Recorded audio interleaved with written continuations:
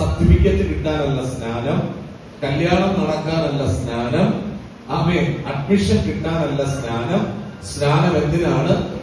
യേശുവിനോട് ചേരുവാൻ.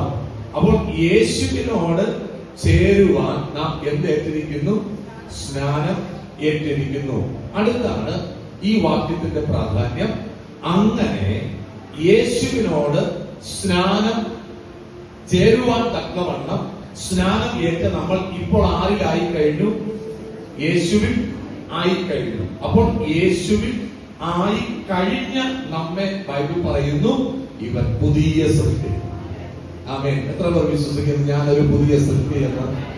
ആമേൻ. അനെഞ്ചിൽ കൈവച്ചിട്ട് പറഞ്ഞ് ഞാൻ ക്രിസ്തുവിൽ ഒരു പുതിയ സൃഷ്ടിയാണ്. അടുത്തിരിക്കുന്നവർക്ക് അഭിമാനത്തോടെ കൈകൊടുത്ത് പറഞ്ഞ് ഞാൻ ക്രിസ്തുവിൽ ഒരു പുതിയ സൃഷ്ടിയാണ്. അപ്പോൾ പുതിയ സൃഷ്ടിയായി മാറുമ്പോൾ പഴയതല്ല എന്ത് ചെയ്തു? പഴയതല്ല. വീണ്ടും പറഞ്ഞ് അടുത്തിരിക്കുന്നവർ കൈകൊടുത്തിട്ട് പറഞ്ഞ് എന്റെ പഴയതെല്ലാം കഴിഞ്ഞു.